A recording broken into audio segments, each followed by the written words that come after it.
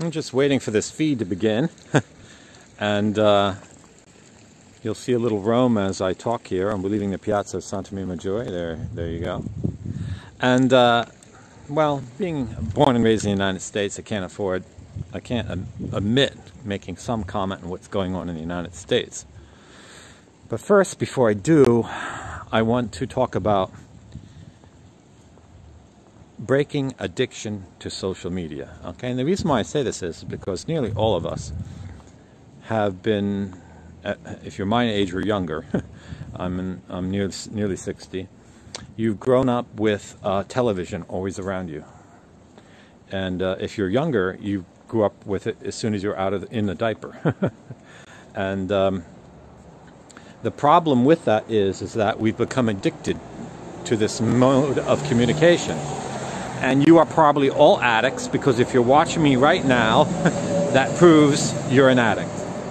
Because if you weren't addicted to social media, you wouldn't be watching a friar, a hermit, walk down a street in Rome at this hour of the day, wherever you are in the world. You'd have other things to do. You'd have people and personal relations in the real world around you, and that's where you'd be spending your time. You wouldn't be watching me. So if you are watching me, you're an addict, and that's why I'm giving a talk now on breaking the addiction. This is not reality. I'll keep telling you that. But what you don't understand about this is that as soon as you get preoccupied with it, the people controlling the programming you're watching, unless they're very good people, they use it to get control of you. Because you've already bought into the distraction. It's like you don't buy a pastry in a pastry shop unless he puts the pastries in the window for you to see them.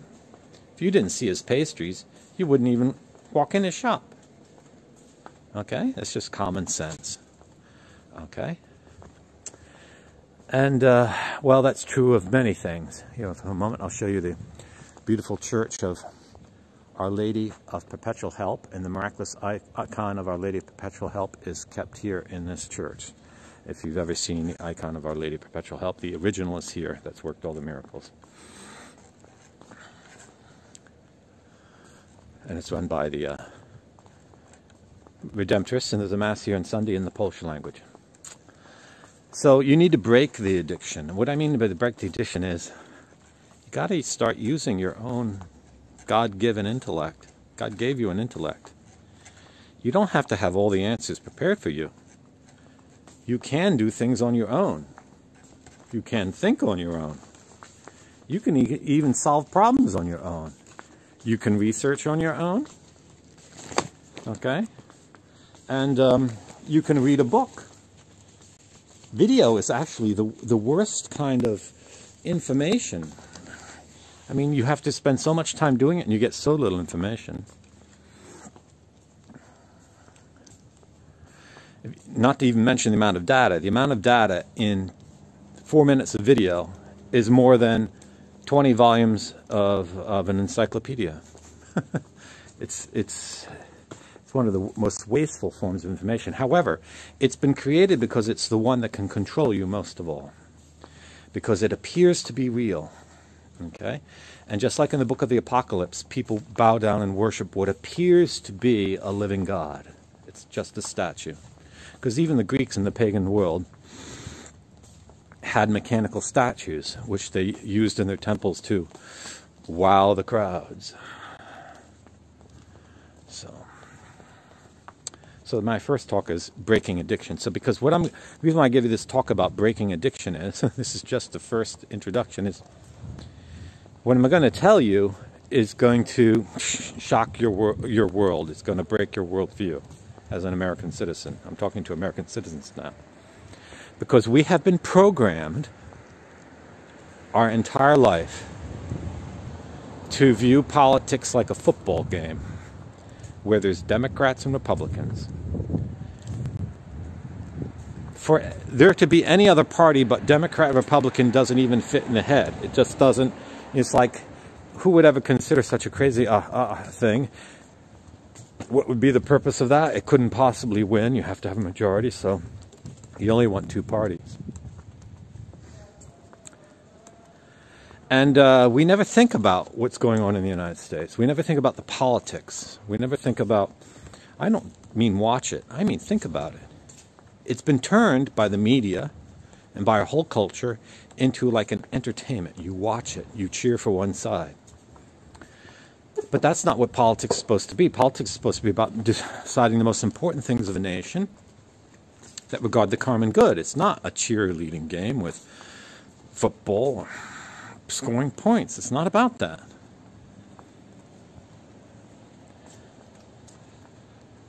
Now, maybe you have heard, as a Catholic or a Christian or even American, that America is a Masonic nation.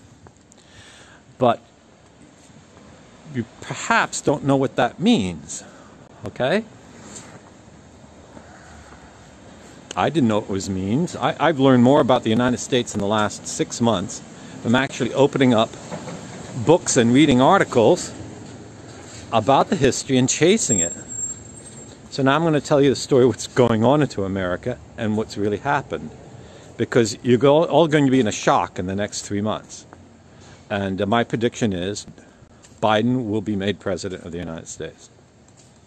And you're going to say, oh, he's not in favor of Trump. No, I'd prefer to have Trump president. But I'm going to explain to you why it doesn't make a difference. Well, it does make a difference, but in a way it doesn't make a difference. I'll explain why. So first, hear me out. First of all, let's think about the method of, perhaps you don't know about how elections are disputed in the United States. There's already an established method of when you go to court, how you make an objection, when a court hears a case, which court hears the case, whether it's a state court or a federal court. I know about this because in 2008, I assisted a lawyer who brought a brief to the Supreme Court, write his case. I assisted him in that. So I know the whole thing because in 2008 there was a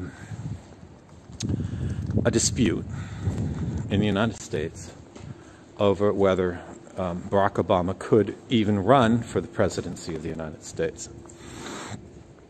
And it's based on the fact that in the U.S. Constitution, there is an article saying that the President of the United States must be a natural-born citizen of the United States. And that phrase has always meant that you were born on the soil of the United States of two parents who are citizens of the United States. And no one has ever doubted or questioned that. Until Barack Obama ran for the presidency. Because his father was a British citizen. And therefore he was never a natural-born citizen and never eligible to be president of the United States. And that means when he was elected president of the United States, he was not the president. And all the bills he signed and everything he did was not the president. He was a usurper, and all that is constitutionally invalid. And everyone in the country knew it. Everyone in the political order knew it. But because the Masonic Lodge had chosen Barack Obama, they had only one way to make that pass. They chose someone to run against him. Remember who ran against him? Senator McCain. Why did they choose Senator McCain to run against him? Because Senator McCain himself was not a natural-born citizen of the United States. He was born in Panama because although his father was in the armed forces and his family was living on the U.S. military base in Panama, which is technically U.S. territory, his mother didn't trust the military hospital and went into the local hospital in Panamanian territory. He was born on Panamanian soil. So he was not a natural-born citizen of the United States. So they chose him to run against Barack Obama so that you had no choice. Both candidates were ineligible to the presidency. And that is not random. That is all about what it means to live in a Masonic country. Because in a Masonic country, nothing matters except that the lodge rules. The lodge must rule. If nothing else matters, you could have the finest constitution in the world, you could have the finest courts, you could have the most upright clergy, but the Masonic lodge rules. The decisions aren't made in courts. They're not made in the legislatures. They're not made in the chanceries. They're made in the Masonic lodges. That's where they're made. That's what it means to be in a Masonic country. And so the Masons arrange it so that you will accept the decision they've made, because just think about it a moment.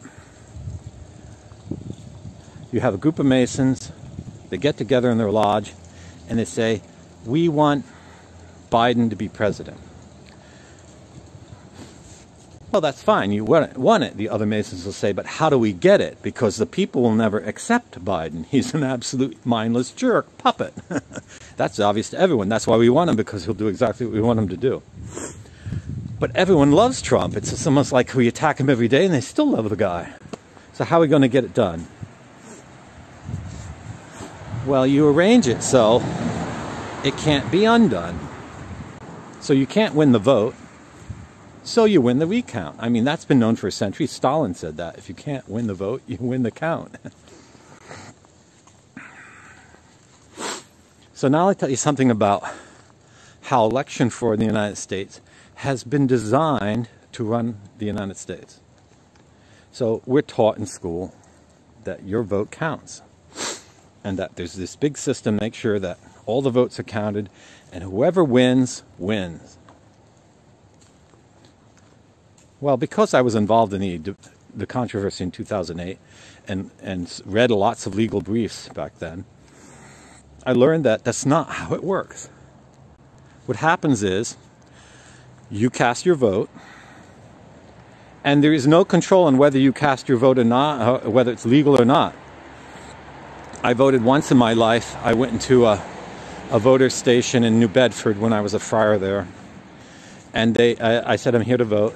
And they said, what's your name? I said, my name's blah, blah, blah. They checked me the address. Okay, go ahead to vote. I said, but you didn't ask to see my driver's license. How do you know it's me? Well, yeah, we're pretty sure. If someone else comes in, then we'll ask them to show their license. Well, I said, what if he was the right guy and I was the fraud? Oh, well, then, you know. So then I realized the vote didn't mean anything. That's Massachusetts. But this is how it works in the United States. So you vote. Whoever is there counting, that is the political machine that controls the area where you're voting, they count the vote. If it's all controlled one party, they count it any way they like. If it's controlled by both parties, they count it fairly. Then, once all the votes in the state are counted, the Secretary of State certifies the vote. Once that vote is certified, it's considered the truth. Okay? So let's say you're a candidate and you feel you've been defrauded because 100,000 votes are brought in at 4 in the morning. What do? You gather all your evidence, you go to court, you allege fraud. Fraud, that's what you allege. What's the court going to say? Well, first it has to be counted. If you have an objection about how it was counted, you appeal it and get the vote recounted. But of course, if you're going to count illegal ballots a second time, you're going to get the same number, because you would have to separate the illegal ones from the legals. And if the illegals have been mixed in with the legal ones or destroyed, how do you know which ones were legal or not? And they never actually allow you to do that kind of recount. So if you can't get the recount, it gets certified. Well, if you go to court and say, don't certify, Your Honor, I want you to stop by an injunction the certification because we need a more detailed recount. The court won't permit it. They say, we can't stop the injunction. We can't give an injunction against the Secretary of State certifying the vote because that's his discretionary authority, and we can't intervene on his discretionary authority. That's a duty and right of his office. So they allow the certification to go through. So then you go back to court after the certification. You know what the court's going to say? It's now been certified. We can't put that in doubt. You would have to prove that's false. Well, you say, Anna, how can I prove it's false unless there's a count? And the court says, that's not our problem. This is the nature of election in America. So let's say you don't win there. You go to the legislature. You say, don't accept this vote because there was fraud. They're going to say, well, the court threw out your case twice. It's been certified. We must accept it. So then you go to the federal court and you say, the rights of voters are being denied. They're going to say, you're making allegations without proof. Because where are the phony ballots? Well, I don't have the phony ballots because the crooked machine that made up the phony ballots won't even let me see them or has destroyed them. So then you go to the Supreme Court, and the Supreme Court's going to say, we can't overturn the vote of a state. So, in reality, what is going on in America? And this is going on right now. We have, I don't know if you saw it, the excellent 2.5 hour videos made by Giuliani, the counsel for President Trump. In his first public statement he made in Pennsylvania, in the beginning he didn't seem too certain. He seemed uncertain. I said to myself, I can see that this guy already knows he's going to lose or that he's been told to lose. He gave a good presentation of all the fraud. And his second one, just the other day, he did a very good presentation of everything fraud. Except that the woman who got up second, one of Trump's chief counsel, she called Biden Mr. President. Now, if your counsel is calling your opponent Mr. President, you're fooling everyone. Because that's something a lawyer will never do. You're fooling everyone. And in fact, Trump's lawyers went to court and they've lost him 30 cases. 30 cases they've lost. Christie, the former governor of New Jersey, he said, Trump's legal counsel is a national disgrace. In public, they allege fraud has been committed, but in court, they haven't even claimed that fraud was committed. They make all kinds of other claims. They don't even argue that fraud's been committed, and so they lose their cases. So here's now the hard truth that no one's going to tell you in the United States, because they're controlled, it's all controlled media, or people are just addicted to social media or to the politics of pretend you're watching a game, a football game. And this is the truth. Trump has been told to lose because he's not fighting as if he's going to win. Giuliani even blurted it out a bit. He goes, the fault of all this voter fraud is on us because we did nothing to prevent it from happening. Well, you know, for 4 years people have been talking about voter fraud. You haven't done anything about it? Dominion machines are still being used to count the vote? Now, there was a very good presentation in the second conference done by Giuliani, where the woman lawyer got up, the one who called Biden president, about Dominion voter machines and all the fraud committed. And it was an excellent expose. The fact that those machines are being used in America shows you that the ruling class doesn't give a bleep about your vote, because these machines are designed to fix every vote. So Trump lost the case in the federal court in Pennsylvania to stop the vote. It's going to be certified. If he doesn't win Pennsylvania, he can't win the election. So the whole thing's over. And all the other cases, the court's going to say it's moot now because you don't have enough electoral votes. Even if he goes to the Supreme Court, they're going to say it's moot. Unless he can get the Supreme Court to say he is the winner who had the most votes as of the last minute on the 3rd of November. Which no Supreme Court has ever said, although that is the actual way a Catholic would interpret the Constitution, because it says the election shall take place on the second Tuesday. It doesn't say after the second Tuesday. There's no exceptions for ballots arriving late. Will the Supreme Court do that? I don't think so, because Trump's own lawyer said, President Biden. I think it's already been decided. And why would it be decided now? I know you're going to have a hard time. You're freaking out. You're having your, oh, you don't believe in Trump, or, accusing me of being, something or other, that I'm not a true American and don't love my country or something or other, because what I'm saying is just so unplugs you from the matrix. And if you haven't taken the red pill, you're just freaking out and having a nervous breakdown right now. And maybe you are, okay? But bear with me. The Lodge knows we would never have chosen Biden to be our president. So, put yourself in their shoes a moment. You want Biden to be president. The Masonic Lodge, let's assume, the Masonic Lodge wants Biden to be president, but no one will ever vote for him. So the only way you get him to win is by stuffing the ballot boxes. But that's going to be so obvious, it will be caught. So you've got to do it in such a way that with the way the system is already designed, no appeal can be brought. And then you have Trump surrender, whether he wants to or not. I have reason to believe that he's been told to surrender, but... And then you get Biden as president. And this is what you have to understand. The Masonic lodges, we're talking about the banks now in New York City, J.P. Morgan, Chase Manhattan, Rockefeller Citibank, and Brown Brothers Harriman, the Masonic banks, Bilderberger groups, Trilateral Commission, all that stuff. They have always supported both fascism and communism. They support the politics that wants to be your friend and yet leads you away from God. Or they support the politics that wants to be your enemy and destroy everything about God. There's only two politics the lodges support. And so communism, what Biden is proposing, does faster what the politics of like Adolf Hitler would do. But they achieve the same thing in the end. They're both anti-Christian and they're definitely anti-Catholic. Now I'm praying with Bishop Reseda that Trump converts and by the grace of God he wins out or becomes the leader of New America. But there's going to be no more perfect communist revolution that if they get someone in on voter fraud and his opponent surrenders. Because what is Americans going to do? You're going to start a revolution when the guy who you think should be president doesn't even want to be president? And when you've spent your whole life watching television, so whatever you're told you're going to accept. America's been disarmed.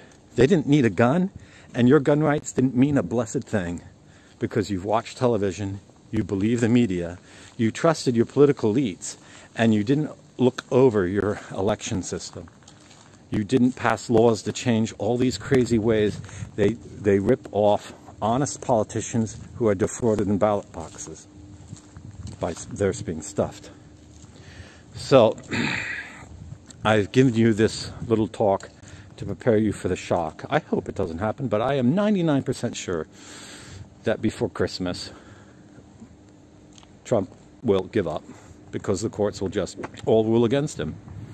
And if he gets the grace of God, he might start an American Revolution and lead the red states in rebellion from the blue states, and there'll be a civil war. I think that's about the only way to save America now. But I don't think Trump has it in him, because Trump has always been a servant of the bankers of New York, and he's always, for his whole life, been a Democrat. The only time he wasn't a Democrat is when he ran for the presidency. Things to think about. This is my political commentary. Thank you for watching. God bless. And let us all say a prayer for Donald Trump, his wife and his family, because I fear for them personally. I pray for that he converts and the family gets the grace of God, but I fear for the violence. Because Rudolph Giuliani did say the truth on this. He pointed to the press and he said, "Your pathological hatred for the President of the United States." And that's true. They have pathological hatred. And it's not just for the President of the United States. It's for all of us who would have or did vote for him. Take care of yourselves. Protect yourselves. Watch over yourselves. God bless.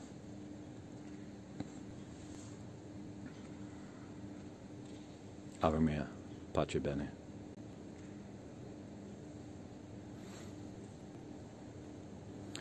Tota pulchra es Maria. Tota pulchra es Maria, et macula originalis non est in te, et macula originalis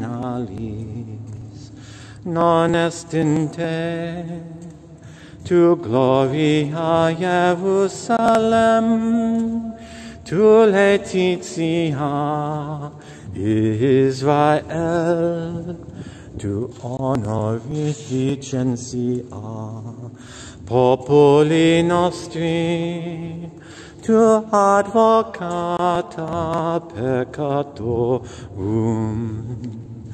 O Maria, O Maria, Virgo prudentissima, Mater clementissima, ora pro nobis, intercede pro nobis. Ad Dominum Iesum Christum.